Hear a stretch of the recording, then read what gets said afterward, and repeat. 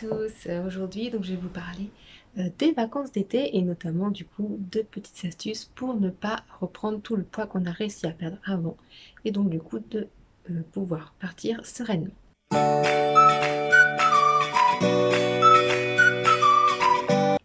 Donc voilà, déjà premier point à prendre en compte c'est le petit déjeuner, ne pas rater le petit déjeuner. C'est important d'abord de porter toute l'énergie qu'on peut, mais c'est pas pour ça qu'il faut faire attention à ce que l'on mange.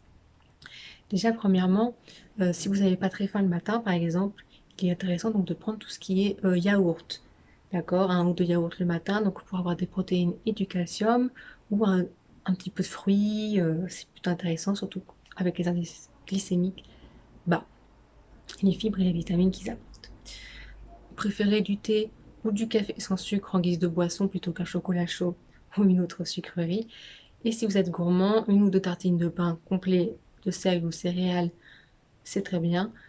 Et si vous avez plutôt des baguettes à l'ancienne, à la mi-dents et plus serré, c'est encore mieux.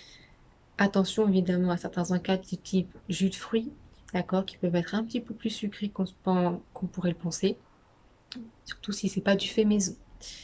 Évidemment, les viennoiseries, on évite, hein. Une viennoiserie est égale à peu près 2 à 3 morceaux de sucre, donc à éviter le matin. Et le pain de mie est également à éviter, il est plutôt riche en glucides, à index glycémique élevé. Donc du coup, pic d'insuline un peu plus important. Et donc stockage.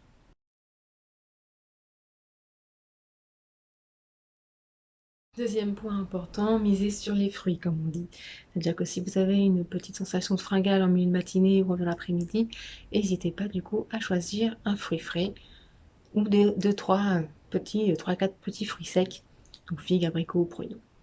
En fait, leur indice glycémique étant assez bas, ils vont directement vers le muscle et le cerveau et donc donnent ainsi du tonus sans pour autant être stocké.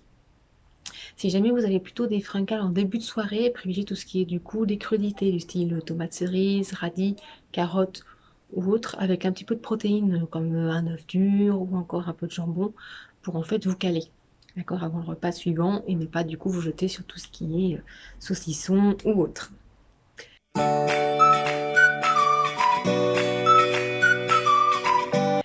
Un autre point évidemment qu'on va aborder ici, c'est l'alcool. À limiter au maximum. Je ne vais pas vous dire de ne pas en prendre parce que, comme vous savez tous, pendant les vacances, on en a envie. Et puis, ça fait du bien aussi pour se stabiliser.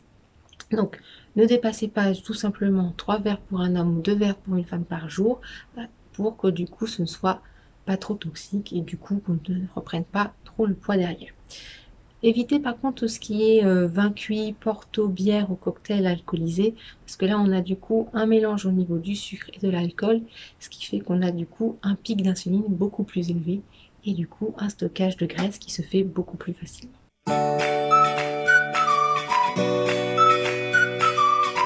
Pour finir, je conclurai qu'on peut aussi tout à fait essayer, comme on dit, de tromper sa faim, avec donc soit l'aide d'aliments type le nopal ou la figue de Barbarie, le fucus ou encore la pectine de pomme qui ont du coup un effet satiétant sur le corps.